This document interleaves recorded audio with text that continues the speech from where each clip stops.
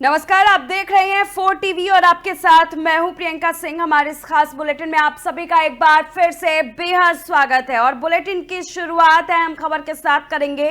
बुंदेलखंड के महोबा में पुलिस को बड़ी सफलता मिली है, जहां पुलिस ने दबिश देकर भारी मात्रा में अवैध गांजा बरामद करते हुए 3 गांजा तस्करों को गिरफ्तार कर लिया है। बरामद हुए 10 किलोग्राम से अधिक गांजे की कीमत 4 लाख बताई जा रही है। पुलिस ने अग्रिम कार्रवाई करते हुए तीनों अभियुक्तों को जेल भेज दिया है। पुलिस अधीक्षक वंदना सिंह ने बताया कि मुखबिर की सूचना पर एसओजी और अजनर थाना पुलिस की संयुक्त टीम ने दबिश देकर 3 अभियुक्तों को हिरासत में लेकर जब तलाशी ली तो उनके पास से अवैध सूखा गांजा बरामद हुआ। अवैध मादक पदार्थ तस्करों के खिलाफ पुलिस की प्रभावी कार्रवाई है, जो आगे भी जारी रहेगी। शासन द्वारा मादक पदार्थों के अवैध परिवहन और व्यापार के विरुद्ध चलाए जा रहे अभियान में महोबा पुलिस को उस समय उल्लेखनीय सफलता मिली जब अजनर पुलिस और एसओजी टीम को मुखबिर ने सूचना दी कि नहर कोठी के पास 3 संदिग्ध व्यक्ति हैं। उक्त सूचना पर दोनों ही टीमों ने संयुक्त रूप से घेराबंदी की, जहां 3 लोगों को हिरासत में लिया गया, जिनके पास तलाशी के दौरान 10 किलोग्राम से अधिक नाजायज गांजा पाया गया, जिसकी अंतर्राष्ट्रीय कीमत लगभग 4 लाख रुपए है। तीनों ही अभियुक्तों को गिरफ्तार करके न्यायिक अभिरक्षा में। आपको बताते हुए चले कि अमरोहा के देहात थाना क्षेत्र के बागटपुर कला में दबंगों का कहर देखने को मिला है। बदमाशों ने एक परिवार के घर में घुसकर लाठी डंडों से बेरहमी से मारपीट की, जिससे कई लोग गंभीर रूप से घायल हो गए। घटना का वीडियो सोशल मीडिया पर वायरल होने के बाद इलाके में हड़कंप मच गया। पुलिस ने मामले को संज्ञान में लेते हुए आरोपियों के खिलाफ मुकदमा दर्ज कर लिया है। घायलों को अस्पताल में भर्ती कराया गया है, जहां उनकी हालत नाजुक बताई जा रही है। पुलिस अब वीडियो के आधार पर आरोपियों की पहचान कर कार्रवाई में जुट गई है।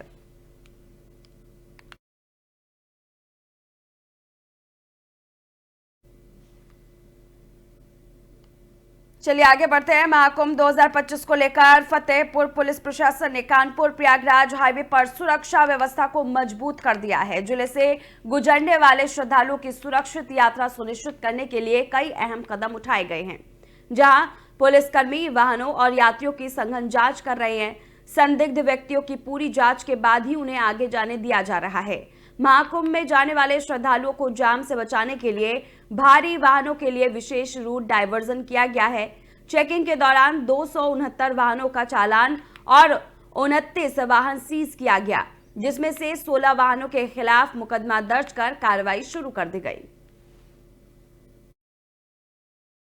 जनपद फतेहपुर में महाकुंभ मेला को सकुशल संपन्न कराए जाने एवं हाईवे पर सड़क दुर्घटनाओं को रोकने के उद्देश्य से पुलिस अधीक्षक महोदय के निर्देशन में चलाए गए अभियान के क्रम में पिछले 24 घंटे के अंदर समस्त थानों व यातायात पुलिस द्वारा हाईवे पर वाहन खड़े करके अवरुद्ध व नुकसान उत्पन्न करने वाले 23 वाहन चालकों के विरुद्ध 16 अभियोग पंजीकृत किया गया।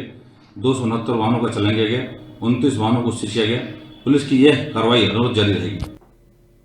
और रुक कर लेते हैं आगे। आगामी शिवरात्रि को लेकर के देखते हुए मैनपुरी प्रशासन पूरी तरह से अलर्ट मोड में है।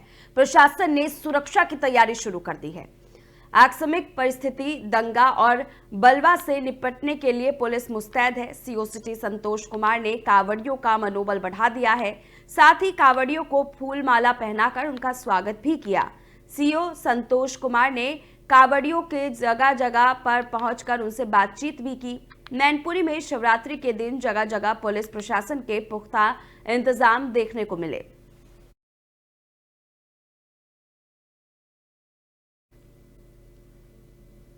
चलिए आगे बढ़ते हैं। कौशांबी जिले में एसपी ब्रजेश कुमार श्रीवास्तव के निर्देश में संदीपन घाट थाना की पुलिस ने चोरी की 2 बाइक, 4 मोबाइल और नकदी के साथ 25,000 के इनामिया बदमाश को उसके 2 साथियों के साथ अरेस्ट किया है। पुलिस ने टैंक आरोपियों को लिखा पढ़ी कर न्यायालय भेजा, जहां से सभी को जेल भेज दिया गया है। एसपी ब्रजेश कुमार श्रीवास्तव के निर्देश पर चोरी के बाइक से भागते हुए एक शातिर बदमाश को गिरफ्तार किया गया। पकड़े गए शातिर के खिलाफ मुकदमे दर्ज कर आगे की कार्रवाई की जा रही है।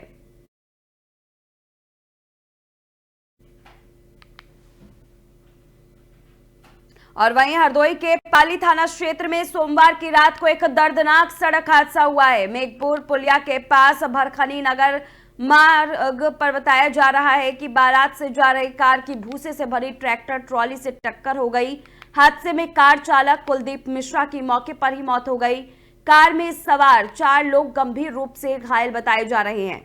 मिली जानकारी के मुताबिक घायलों को पाली पीएचसी में प्राथमिक उपचार के बाद घर भेज दिया गया। कुलदीप की मौत से परिवार में कोहराम मच गया है। उनकी पत्नी दीपिका और 3 बच्चे शोक में डूबे हुए हैं। मृतक के पिता राम सुशील ने पुलिस में शिकायत दर्ज कराई है। पाली थाना अध्यक्ष सोमपाल गंगवार के मुताबिक शव को पोस्टमार्टम के लिए भेजा गया है और कानूनी कार्रवाई की जा रही है।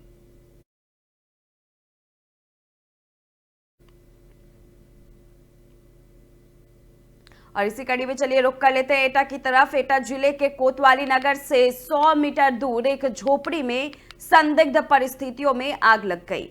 सूचना मिलते ही कोतवाली नगर पुलिस और दमकल कर्मी मौके पर पहुंचे और आग पर काबू पाया, जिससे बड़ा हादसा होते होते टल गया।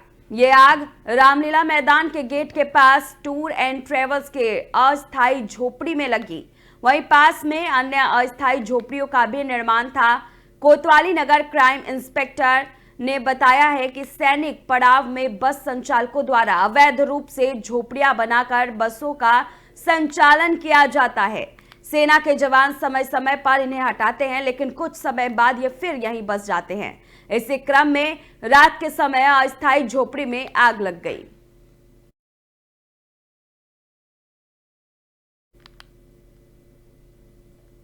और वहीं प्रयागराज के पावन त्रिवेणी संगम पर आस्था का जन सैलाब उमड़ पड़ा है। बड़ी संख्या में श्रद्धालु यहां पवित्र स्नान करने पहुंच रहे हैं।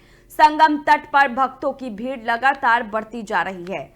संगम तट पर श्रद्धालु गंगा, यमुना और अदृश्य सरस्वती के पवित्र संगम में डुबकी लगाकर पुण्य अर्जित कर रहे हैं। महाकुंभ के मद्देनजर प्रशासन ने सुरक्षा के पुख्ता इंतजाम किए हैं ताकि भक्तों को किसी प्रकार की परेशानी न हो। श्रद्धालुओं का मानना है कि संगम में स्नान करने से उनके पापों का नाश होता है और जीवन में सुख समृद्धि आती है। आस्था और भक्ति के इस अनोखे संगम में देश भर से श्रद्धालु हिस्सा लेने के लिए पहुंच रहे हैं।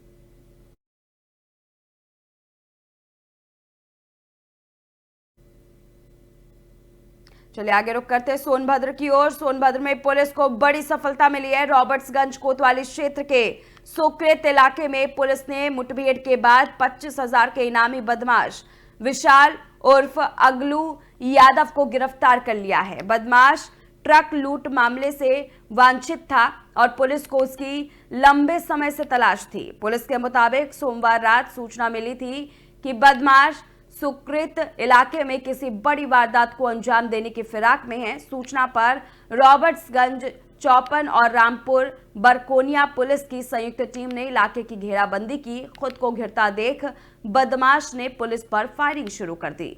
इसके बाद पुलिस ने जवाबी फायरिंग की। इस दौरान बदमाश के पैर में गोली लगी और उसे गिरफ्तार कर लिया गया। घायल बदमाश को मधुपुर में प्राथमिक उपचार के बाद जिला अस्पताल लोधी रेफर कर दिया गया है, जहां उसका इलाज जारी है। बदमाश के पास से एक देसी तमंचा, जिंदा कारतूस, लूट के 2840 रुपए और एक मोबाइल बरामद हुआ है। पुलिस आगे की कार्रवाई में जुट चुकी है। दिनांक 24/2/2025 की शाम मुखबिर द्वारा सूचना प्राप्त हुई कि थाना रॉबर्ट्सगंज के सुकृत क्षेत्र में पूर्व में जो ट्रक से लूट हुई थी का वांछित अभियुक्त वह पुलिस का 25,000 का इनामिया विशाल उर्फ अलगू यादव आज फिर से मोटरसाइकिल से सुकृत क्षेत्र में कोई बड़ी घटना करने की फिराक में है। इस सूचना पर रॉबर्ट्सगंज पुलिस प्रभारी निरीक्षक चौपन व थाना अध्यक्ष रामपुर बरकोनिया द्वारा अभियुक्त की घेराबंदी का प्रयास किया गया। अभियुक्त अपने को गिरता हुआ देखकर हाईवे से उतरकर देहात क्षेत्र में लोहरा नहर पटरी से तकिया की ओर भागने का प्रयास किया। अनियंत्रित होकर मोटरसाइकिल सहित गिर जाने से अभियुक्त द्वारा पुलिस पार्टी पर फायरिंग की गई, जिसके बचाव में आत्मरक्षार्थ पुलिस ने भी अभियुक्त पर फायरिंग की, जिससे एक गोली।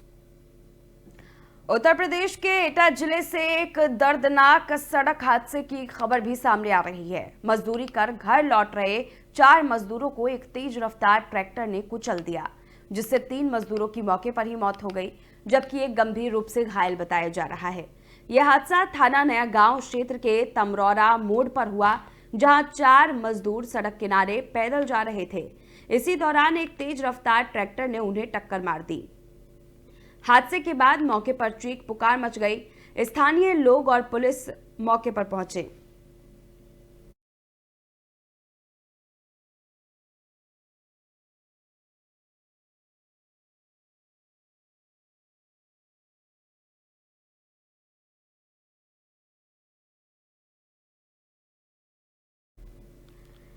स्थानीय लोग और पुलिस मौके पर पहुंचे और घायलों को अस्पताल ले जाया गया। अलीगंज सीएचसी में डॉक्टरों ने 3 मजदूरों को मृत घोषित कर दिया, जबकि एक को गंभीर हालत में हायर सेंटर रेफर किया गया है। घटना की जानकारी मिलते ही अलीगंज विधायक के पुत्र जीत राठौड़ मौके पर पहुंचे और पीड़ित परिवार को हर संभव मदद का आश्वासन दिया। हादसे के बाद मृतकों के परिवारों में कोहराम मच गया। पुलिस ने ट्रैक्टर को कब्जे में लेकर मामले की जांच प्रक्रिया शुरू कर दी है।